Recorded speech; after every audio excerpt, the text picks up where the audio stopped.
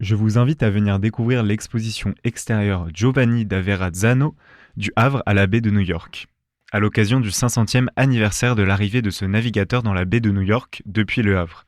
Elle se situe à l'hôtel du Bocage de Bléville au Havre et vous pouvez venir l'apprécier 24 heures sur 24 et 7 jours sur 7 jusqu'au 22 septembre. Vous pourrez en apprendre plus sur une partie de la mémoire havraise.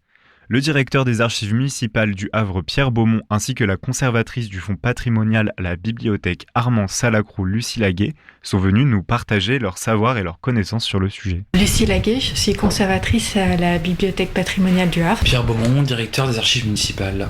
Et vous avez déjà eu affaire à Westrack Radio dernièrement, non, Lucille? Oui. Ouais, pour l'exposition les salvettes. Animaux maléfiques. Exactement. Exactement. Qui est toujours ouverte. Qui est toujours ouverte. Bah, super. Bah, elle est toujours diffusée aussi sur Westrack Radio. Est-ce que l'un de vous deux peut me présenter l'exposition avec ses mots Alors l'exposition, en fait, elle présente l'expédition de Giovanni da Verrazzano, qui est parti du Havre pour découvrir le premier la côte est de l'Amérique du Nord, donc les actuels États-Unis.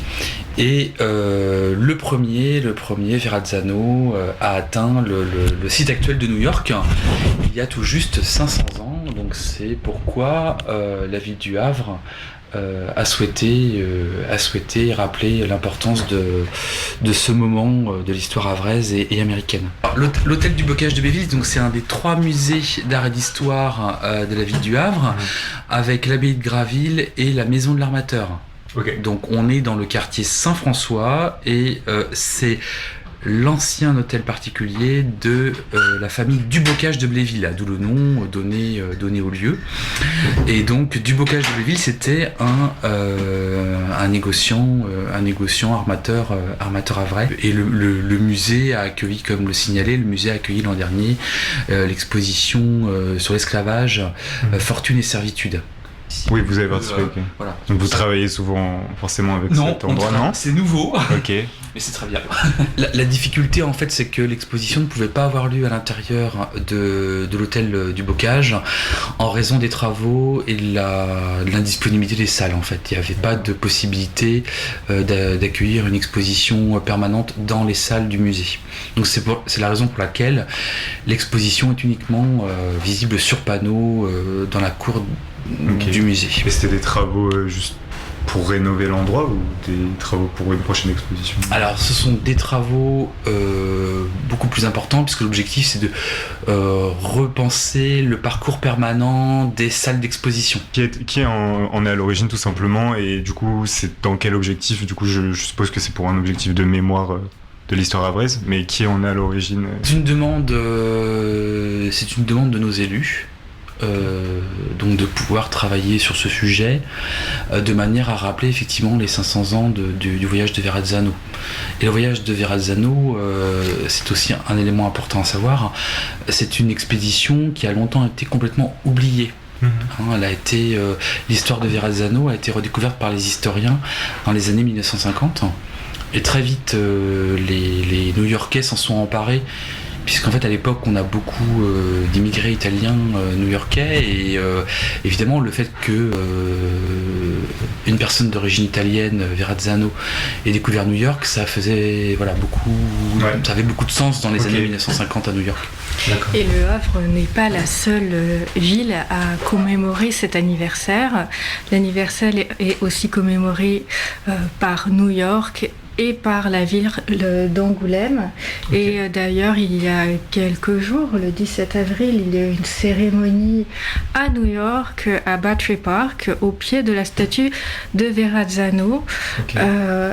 Cérémonie à laquelle ont assisté la gouverneure de New York, le maire d'Angoulême et le maire du Havre. Exposition permanente sur cet explorateur à New York, ou il y a juste une statue? Alors il y a cette statue et l'exposition sur panneau qu'on peut voir au Havre actuellement sera aussi visible au consulat de France à New York. Okay, donc un double de l'exposition est aussi disponible pour les New-Yorkais. Les Havrais se rendent à New York, qui pourront faire un petit tour au consulat.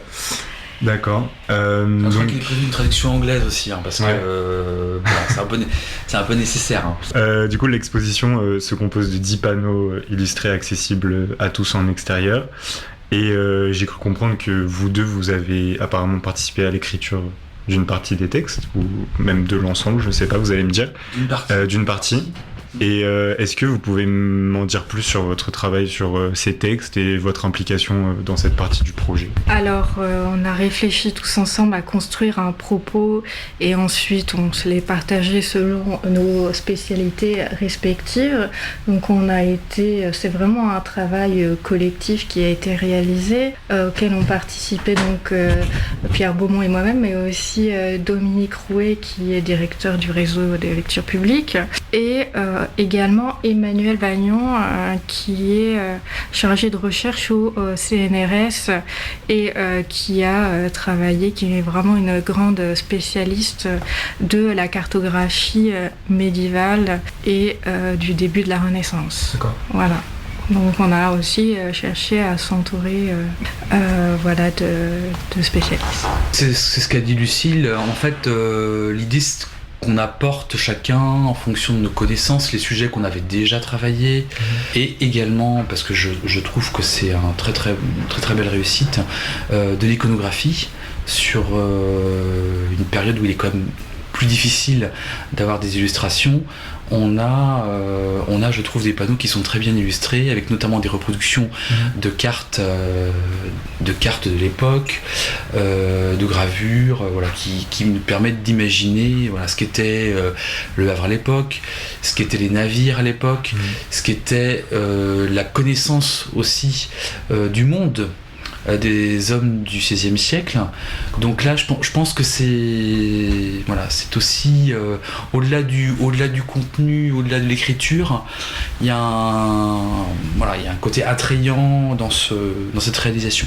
Ok. Et ça fait combien de temps à peu près que vous travaillez sur ce projet en fait ? Ça date de quand ? C'est en septembre. Oui, en fait, Ouais. c'est un projet qui a été quand même mené assez rapidement là. C'est quoi les moments clés dans l'exposition, des moments que vous avez beaucoup en tête ? Peut-être que pour les auditeurs qui ne connaissent pas Giovanni da Verrazzano, il faudrait rappeler de qui on parle. Enfin, Oui, je propose, simplement, ouais, tout ouais. simplement parce que c'est bien de commencer par l'évidence. Donc Giovanni da Verrazzano, sa famille est d'origine toscane. Il est né vers 1485, on ne sait pas exactement. On ne sait pas non plus exactement où il est né d'ailleurs. Peut-être en Toscane, peut-être à Lyon. On sait qu'il a passé une partie de sa jeunesse en France en tout cas. Et c'est quelqu'un qui a de multiples talents. Il a une éducation très soignée. Quand il écrit vraiment comme un lettré. Il a de très bonnes connaissances commerciales. Ça tient aussi à son réseau. Il connaît des banquiers italiens. Il est lié aussi aux banquiers, et aux commerçants lyonnais et rouennais. Il a aussi une expérience en tant que navigateur. Il a navigué sur les côtes de Méditerranée. Donc quelqu'un quand même qui très jeune a une palette de compétences assez impressionnante. Oui, puis à l'époque, ce qui est important de savoir, c'est qu'effectivement les Italiens ont des compétences en navigation. On peut penser notamment à Christophe Colomb qui était lui-même génois, mais il y a aussi évidemment une effervescence intellectuelle, la Renaissance, et également depuis très longtemps et une richesse, notamment de la Toscane, une richesse financière, donc qui évidemment permet de porter des projets, des expéditions qui ont essentiellement pour but le commerce et non pas l'exploration au sens où on l'entend aujourd'hui. En parallèle de l'exposition, du coup, j'ai cru comprendre qu'il y avait une conférence qui sera proposée le jeudi 30 mai. En fait, ce qui est important, c'est que le musée maritime fluvial et portuaire de Rouen travaille des années sur l'expédition de Verrazzano et qu'il reconstitue en fait des maquettes de la Dauphine, le navire qui a servi à Verrazzano pour atteindre la côte de l'Amérique, et qu'en fait, aussi spécialistes du sujet, et ils vont pouvoir intervenir, ce qui est très bien. D'accord. Vous savez si la conférence elle est ouverte à tout le monde? Oui, bien évidemment. Ouais. Bien évidemment. En quoi c'est intéressant en quelques mots? Comment vous l'avez trié?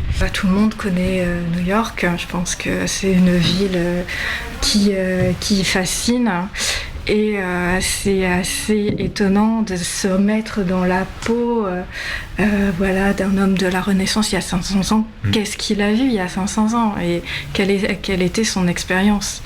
Et grâce à cette exposition, on peut découvrir en fait son témoignage sur le site de la future New York. Voilà le premier regard d'un Européen sur le site de New York. C'est ça qu'on peut découvrir dans cette exposition.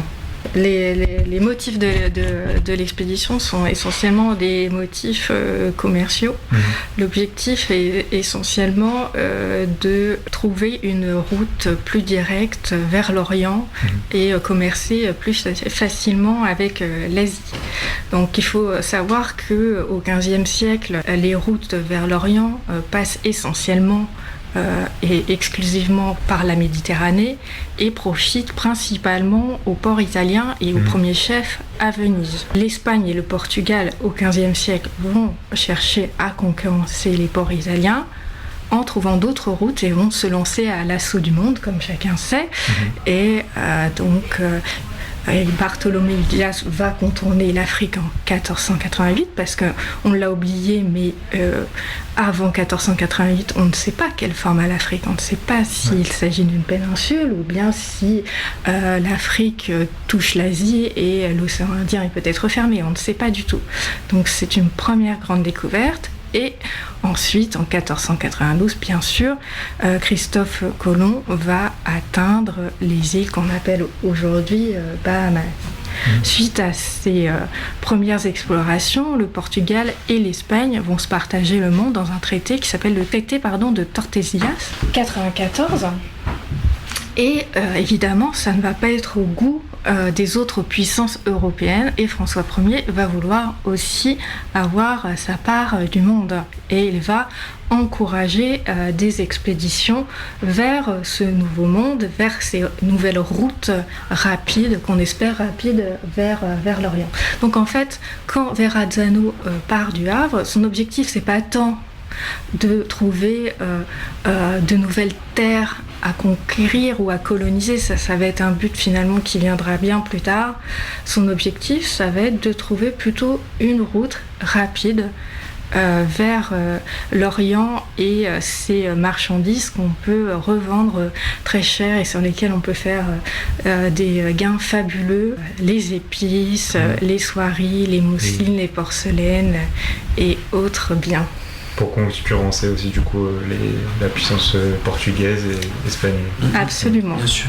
Merci à Pierre et à Lucille pour ce partage et pour avoir participé à la création de cette exposition. Vous avez jusqu'au 22 septembre pour en profiter à l'extérieur de l'hôtel du Bocage de Bléville au Havre.